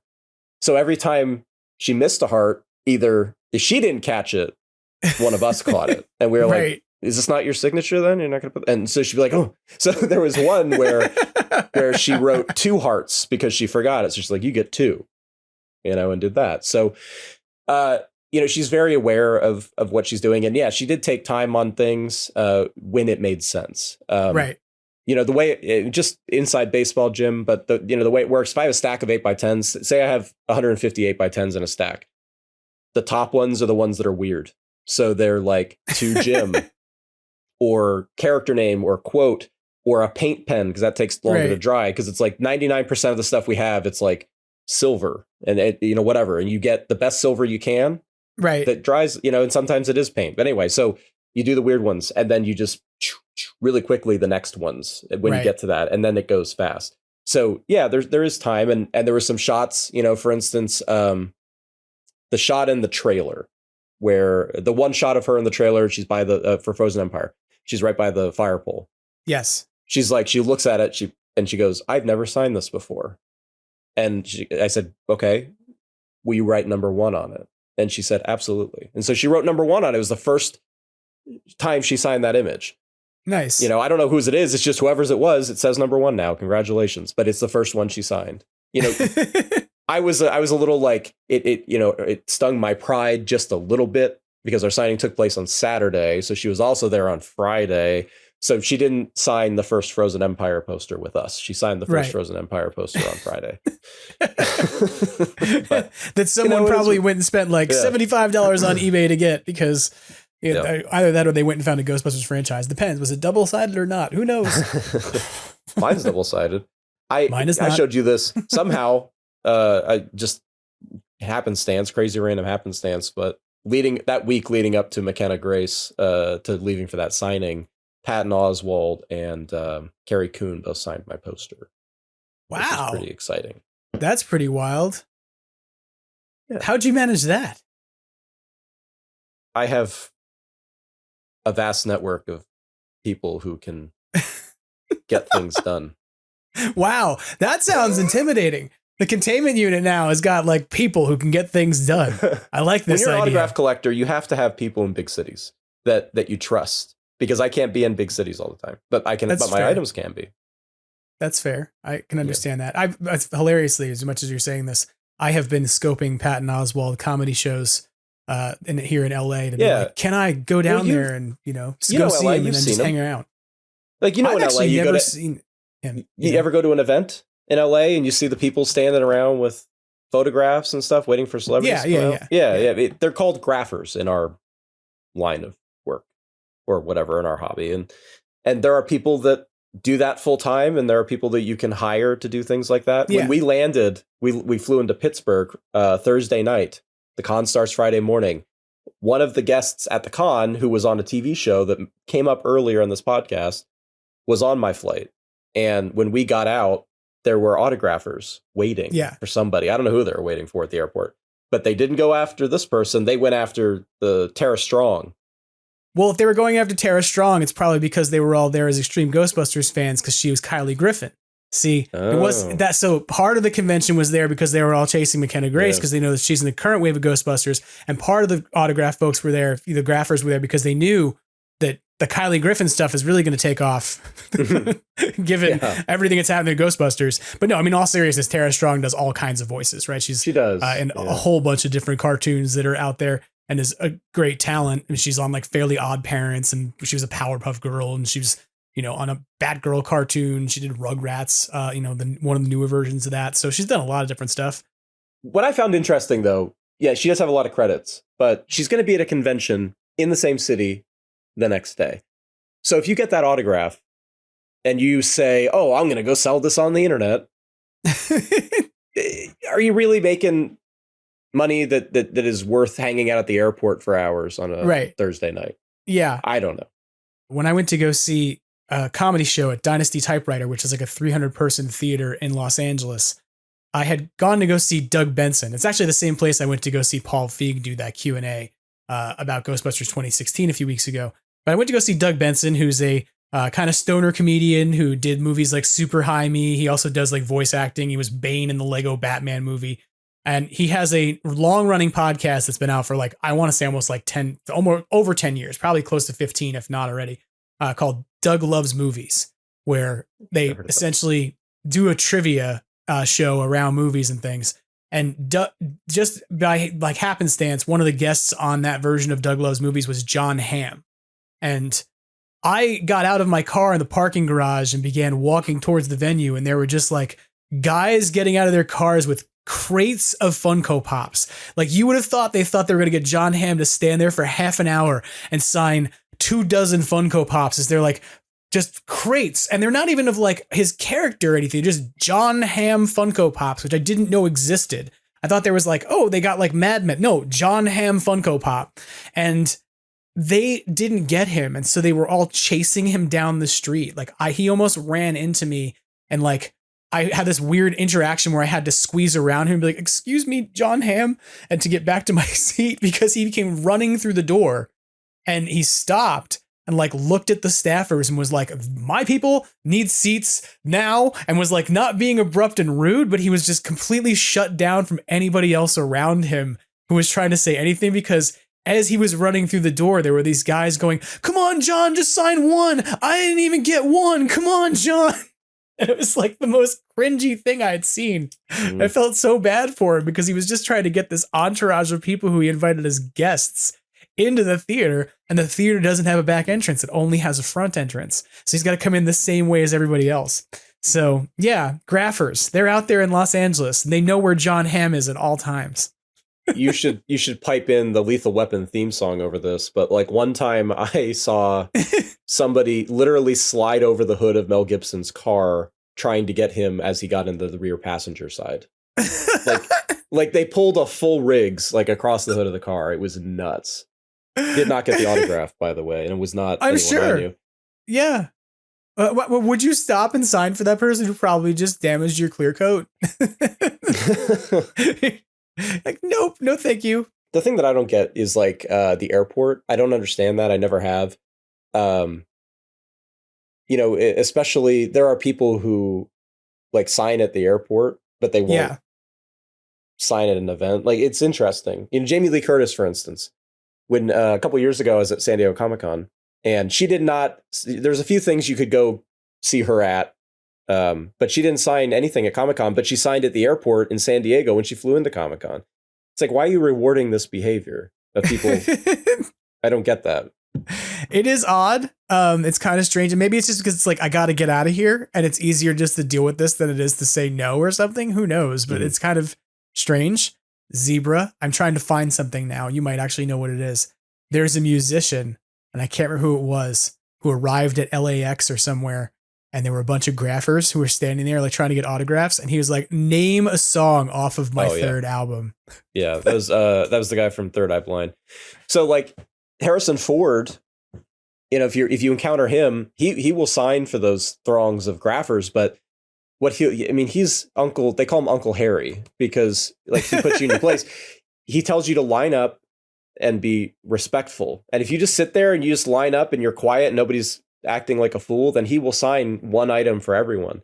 But the moment somebody starts either pushing or shoving or trying to sneak in a second one, then he walks. You know, he's big on the respect of it. And yeah, Right. there's people who have like rules about what they will and won't sign, or like I've seen people get quizzed before, you know, and it's interesting. It's a weird sect of the hobby. Yeah, I think that quizzing thing is something that kind of went socially viral recently. I think that was maybe the lead singer or one of the performers from Third Eye Blind who got caught at the airport and was like, name something off of one of my albums that is not, you know, a popular hit. And the guy who was standing there was like, come on, man, you're really going to challenge me? Like, I've been waiting here for how long? And it's like, yeah, no, I'm really going to force you to name something so that way I can prove you're a fan as opposed to somebody's just going to try and sell this. I was at this event and I was waiting for somebody else. I've only done the in-person thing a couple times for people that really meant something to me, but I was trying to meet Kyle MacLachlan from Twin Peaks. Okay. And Flintstones movie and any number of things. And Deborah Harry was there. And there was a bunch of people in the back, and they had all these records and stuff. And she walks right by them, and they're doing the whole thing. And I just walked up. They're doing the whole, I've been waiting here all day. So all of the entitlement in the world.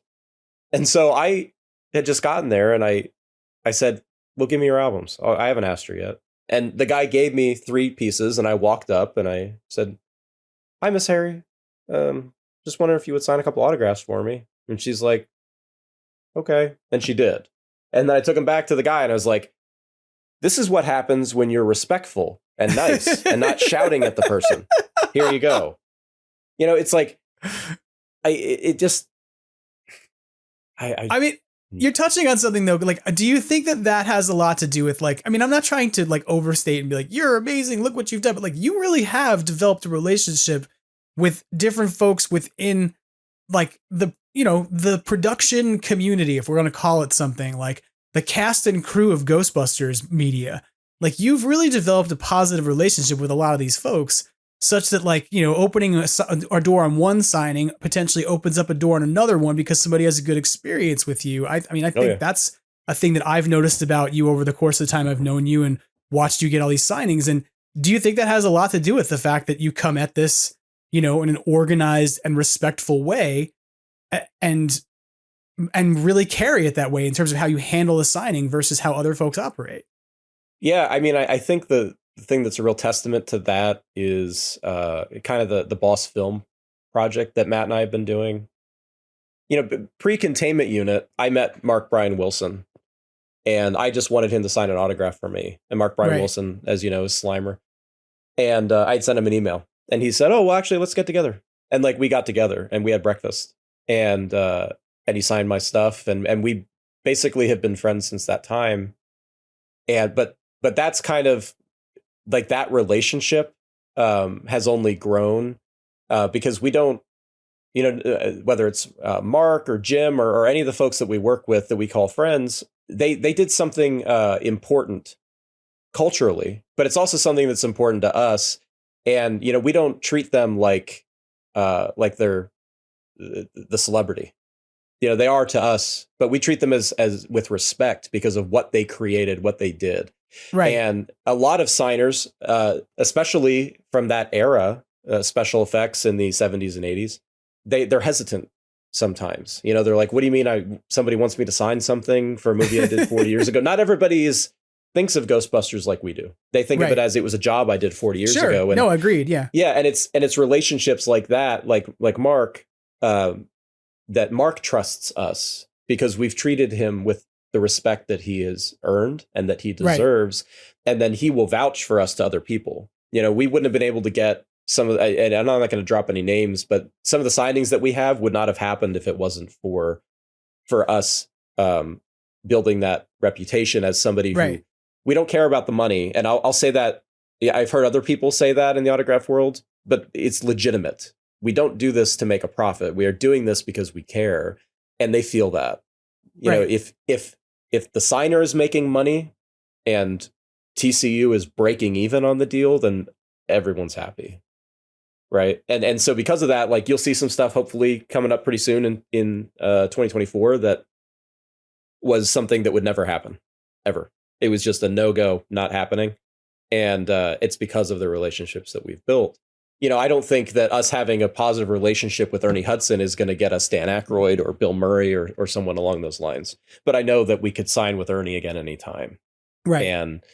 And you may have noticed, I don't know if anyone has noticed or not, but Ernie Hudson hasn't done any conventions in a very long time. No, he hasn't. He's 78 years old. Right. And I thought it was interesting. There's all these photos that keep popping back up of him at cons recently where I see people like, hey, it's Ernie at a con. And I'm like, this is like a 10-year-old photo, right? Yeah. Like this easily. Yeah. Yeah. And I don't, he told us when we saw him last summer that he didn't know, he's shooting full time on his TV show. He's on Quantum Leap. And that shoots basically, it's late summer through very early spring. And then there's a couple months off, Right. He wants to spend time with his family during that time, not go to conventions. Now, I don't know that he's never going to do them again or what, but in a world where he's not doing them, it's like, okay, well, I don't feel worried that we can't get him for ourselves or our customers because of the relationship we've built with him over the years. Right. I feel like we're in a pretty good spot there. I think it's really cool that like you've been able to do that and that you got to kind of make another connection, with McKenna and sort of establish that, you do this and you do it well and in a way that was mutually beneficial and that seemed like you all enjoyed doing enough that somebody was like, hey, here's a dog. Could you just make sure it doesn't run off and hang out with Rose McGowan? Well, we know that you've had a pretty successful signing with McKenna Grace, that there's a lot of people who are going to be getting things in the weeks to come. Although I believe you said that reasonably, if you're listening out there and you made an order for a McKenna Grace autograph, you should not expect it to be shipped until the new year because Tom is totally reasonably sane and not going to put your autograph into the shipping network in the midst of the holiday season and then have it get damaged, right? I mean, is that pretty accurate? Yeah, a couple of people have emailed me if somebody wants something under the Christmas tree, then I will. But I mean, we have hundreds of items and the way shipping works, it takes weeks, months, in some cases. And so I'm taking a bit of a breather here. And thankfully people have been respectful of that, but not everybody has. And, it's kind of in answer to that a little bit. I'm not shipping till after the new year.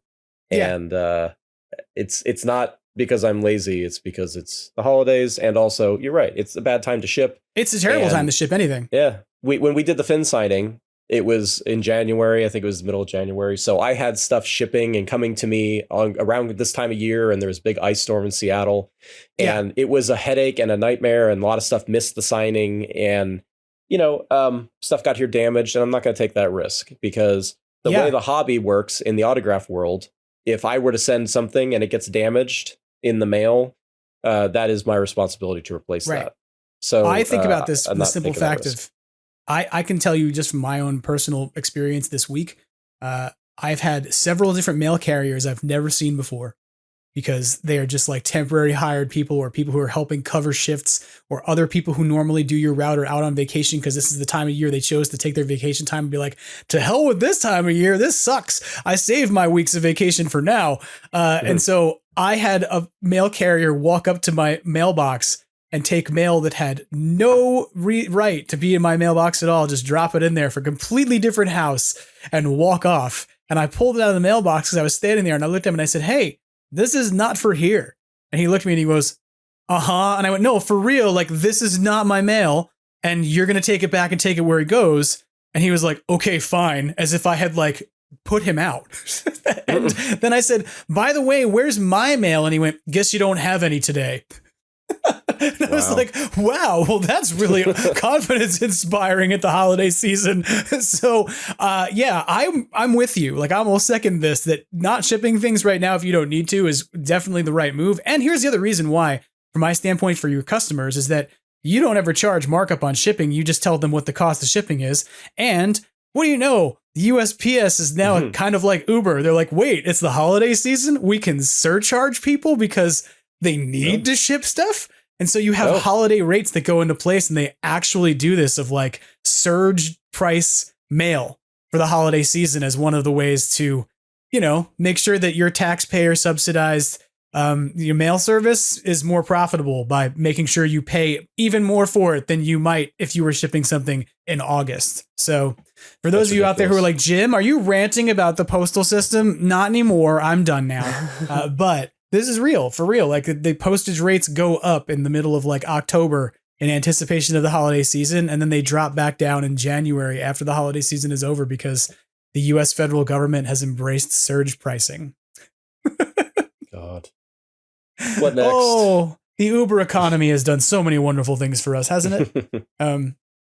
Well, I'm excited though, beyond what you have to get in the mail out in 2024, because I know that I have something coming from you that I'm going to be very excited to see that will be actually my second McKenna piece in my collection because I won one previously in a contest, which was very fun. So shout out to Central Oklahoma Ghostbusters for that. But I digress. What do you got coming down the pike though? Do you want to tease for 2024 people should expect or to be keeping their eye out for or putting money aside for if they know they're going to want stuff? Yeah, there's a couple things. I don't want to name anything specific, but I'll hint at some stuff. The long-term ghost projects that we've been doing from Ghostbusters 1 specifically, those will be complete before the end of the year. Cool. Either they're going to be where we want them, or we're going to close the door on the projects, going as far as we can. Because at the end of the day, we can't get everyone. Right. But I look at those ghost projects, Slimer and the Terror Dogs and Stay Puft, and I'm like, damn, because there's a lot of signatures on them. There's not really space really for much more. They look beautiful. So they've been in some cases in the works for 5 years. So it's just time, and it's 40th anniversary, and we're kind of tired of working on them. Just because it's taken so long. Like every time we add a signer, it's exciting. We hear new stories and stuff, but people are asking about them more and more. Yeah. Because I get it. They haven't seen anything they see it, but they haven't held anything in years. Right. And it's like you can send them a photo to say, here's the addition of your newest signature on your piece. Yeah. But they haven't seen their tangible item in a long time. Yeah. Yeah, exactly. And I see them constantly and I'm like, wow, these are really nice. I just wish we could call them done. So we're going to call them done next year. Nice. Also, I feel okay. I don't think anybody would be shocked by this, but we've had all 4 of the new Ghostbusters already, and we've had all 4 of them, and we've had Paul Rudd and Celeste O'Connor. We had prior to Afterlife, and they were unable to sign Ghostbusters memorabilia at that point because the film had not been released.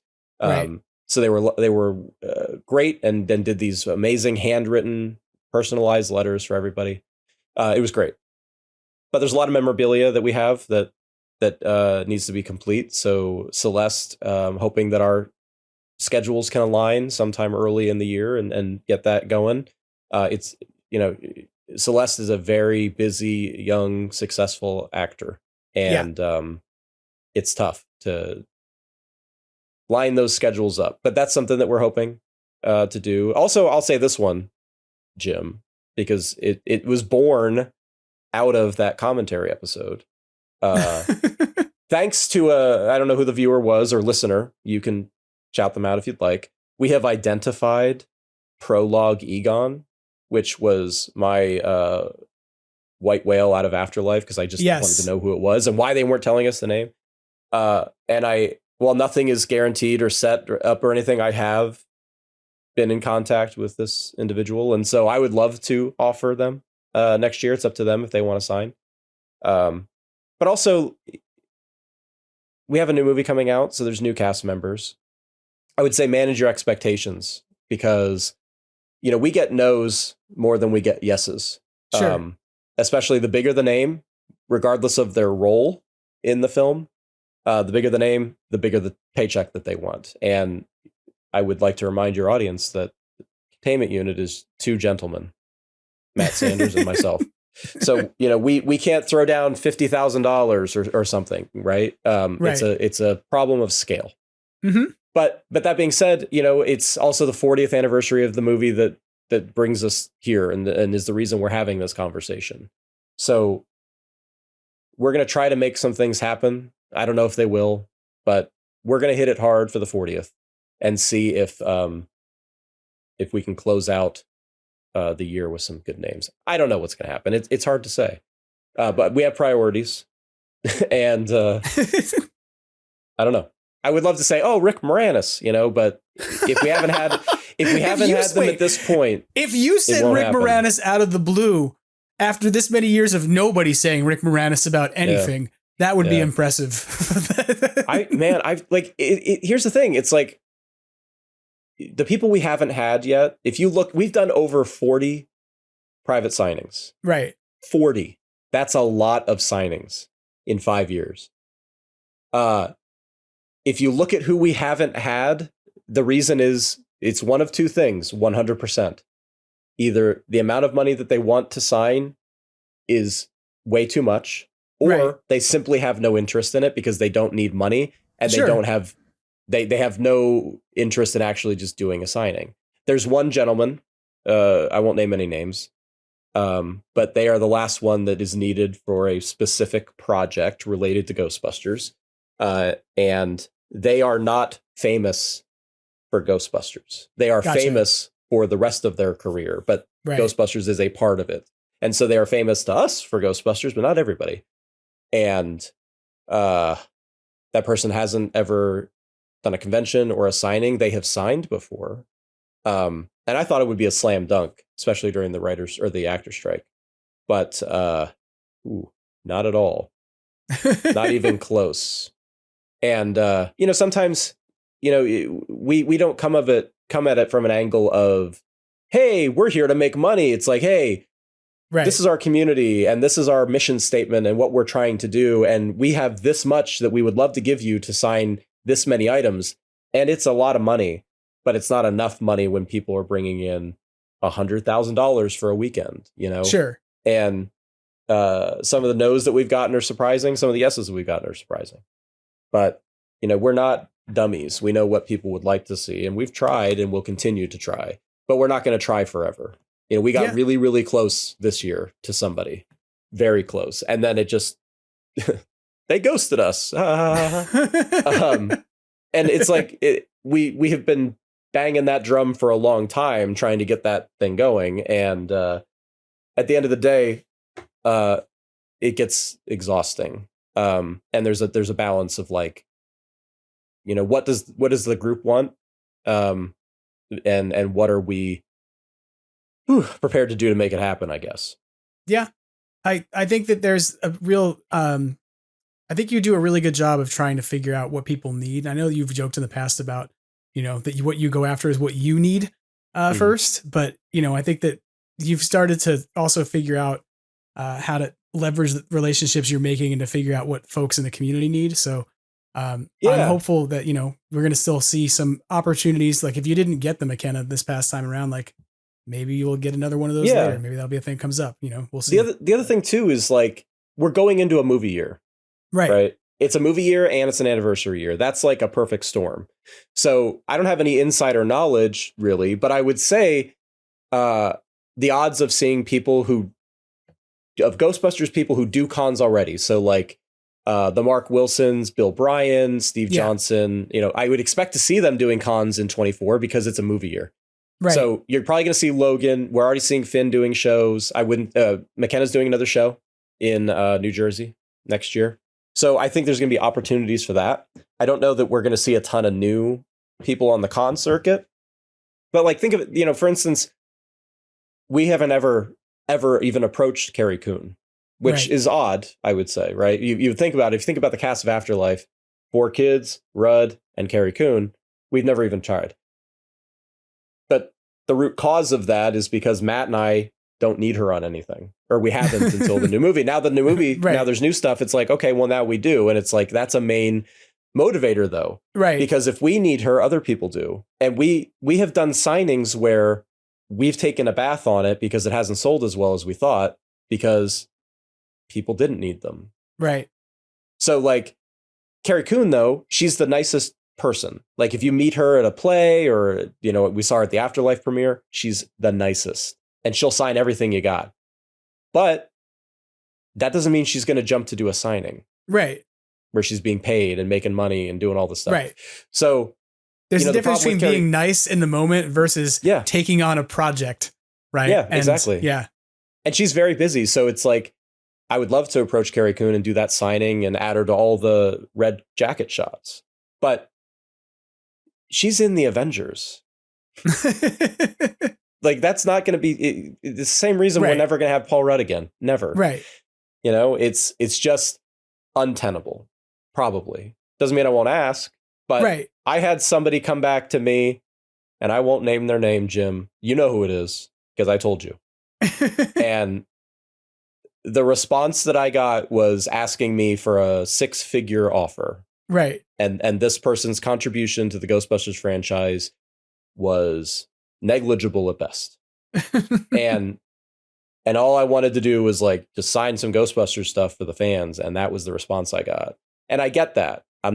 They can ask what they want, but we can't work with that. Right. There's what you can do and what you can't do. And so I'm excited about the potentiality of what you will be able to do in 2024. Me too. You know, I think there's a lot that's going to happen. And I think the other part of it that's like, we're going to watch the sort of family of Ghostbusters stars, if you want to, or cast and crew grow. So to me, like the other thing that's exciting is how many new folks we're going to be able to start adding autographs to collections and things. Like, I'm got to be honest, like one of the things I really want in my collection, just because I already like him, is I need a Kumail Nanjiani. Like, I'm going to need a Kumail Nanjiani autograph for sure. And I'm going to want a Patton Oswalt, and I know it. Like, and those are people who like I already like from comedy and who I may have even seen live. And up until now, I wasn't like, I should really get their autograph. But the minute they're part of Ghostbusters, I'm like, now I need that 8x10. It's like my trading card. Right. So I will be personally kind of chasing the LA comedy circuit a bit. I'm joking. I can't let Leah listen to this episode until after Christmas, but she won't. So it's fine. So nobody tell her. But one of the things that she's getting for Christmas, everybody, is that we're going to go see Kumail Nanjiani in May as part of the Netflix is a Joke festival that's happening in LA. But our tickets are like the front row of the lower balcony. So my plan is to bring a poster on a string and just in the middle of the performance, just lower it down to the ground level into orchestra, and then just see if he comes off the stage to sign it. That'll work, right? That's being respectful. Isn't that how it's done? I saw something like that happen and work once. I was at an event with Kevin Smith and Jason Mewes. And that could totally make sense there. This dude just walks up. He walks up to the stage and he lays a script on the stage and walks away. And Kevin, of course, saw it. And Kevin Smith walked up and he's like, "What the fuck is this?" And he picks it up. And he's like, "Clerks." And he's like, "Yeah, would you sign it?" And Kevin's like, "All right." And he's like, "Mewes." But like, it worked. It's like sometimes that what theater is this at? This Netflix thing? It's going to be at the Access Theater at the Ace Hotel. Oh, remember the story I told you about with Deborah Harry? Yes. That was also at the Ace Hotel. Really? It was. Interesting. That being said, he'll also be on January 8th at Largo in LA doing the only version of the Meltdown stand-up show that they have done as a revival. I don't have tickets to go, so I unfortunately missed out. They sold out almost instantly because the Meltdown was a legendary comedy show that I actually talked about with John Yerkeba a few weeks ago on the podcast as taking place in the back of Meltdown Comics. So I won't be at that show, but there's a part of me that wants to be like, can I just go hang around Largo? Like, go stand there with a poster and be like, hey, could you sign this? Or will that just be too creepy? But then I thought if I do it, I could bring John's art with me and then just show up with like John's print, right? And the one that Kumail already said on Twitter looked good and be like, hey, and then I'll just get John in trouble. So it'll be fine. What do you think? Do you think should I execute on these plans to lower posters from the ceiling to Kumail, or just hide outside of Largo with John's art so I can't be blamed? Somebody told me that Kumail prefers to not sign something that his face is not seen on. Gotcha. So I don't know if that is going to continue, but I will say that he has, in fact, been in the presence of my poster and declined to sign it. Gotcha. At the time. But that happens all the time. It could just be he was busy, he was fast, he didn't have the time. I don't know what it was, but I've heard that. So your art print that John did, Is he pictured on it? I can't remember. Yes, he's drawn on it. I would say that would be a very good opportunity. I think based off their advice, I'm going to go get a still from the trailer that his face is really big on, and I'm going to print it out in like 27 by 40. 20. No, Okay. 27 by 40. It's going to be just as big as an actual movie poster. Hold it up like you're at a wrestling match, right? And then he can come down off the stage, and you guys can be BFF. Well, but remember, I'm going to be in the balcony, so I'm going to have to lower it. I'm going to have to like make it descend down to his level so he can get it, and then I'll hoist it back up, right? So, Okay, here's an idea. This is $1 million idea. I only do this with personal items that don't belong to me. So I would only do this with a customer's item, but here's how you get it. So you're up in the balcony, you just take that poster and you fold it into a paper airplane. You make the folds as strong and deep as possible, and then you just let that sucker fly. Do avoid aiming for the eyes. You don't want to put Mr. Nanjiani's eye out. You don't want to shoot his eye out. Tying it back to the beginning. Remember Ralphie? Does this plan work? Like, does this plan rely upon the signer having a good enough throwing arm to return this to you at the end of the interaction? Could you have a string tied to the airplane so that you could then tow it back? Yeah. Okay. Is that a possibility? Then maybe we'll do that. Yeah. Or just put it on a slingshot. They'll have a finite amount of moments before it just springs back into your hand because it's a magic rubber band. Takes out several people in the audience. One thing I know is that I'll never have to resort to anything that's as ridiculous as this to ever get a Ghostbusters autograph because I have the opportunity to know and work with you. So, and with Matt, and I appreciate the both of you so much. And I want to thank you so much for coming on the podcast this week and filling us in a bit about your McKenna Grace trip and letting us know what's coming up in the future. Anything else you want to add before we kind of sign off for the week? No, this has been great. I look forward to doing more episodes of So Much Editing with Jim and Tom. People don't know about the editing. We don't tell them that part. They do now. Oh no! They're gonna hear all the parts that were edited out, like the part of the story where you told me how Bill Murray showed up at Steel City Con and brought sandwiches for McKenna Grace, and that no one was allowed to know about it. Or just don't tell them the truth that this podcast is only made up of the stuff that hit the cutting room floor.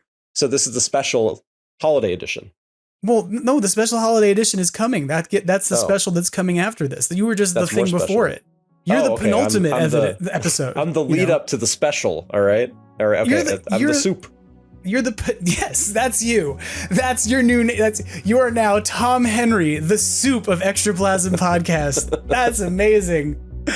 You are the hot apps of this podcast, and no one should forget it, everyone. Tom, I really do value you so much. And as we head into the end of the year and the holiday season, I hope you have a great holiday and a great rest of your year and a new year. Thank you. You too, sir.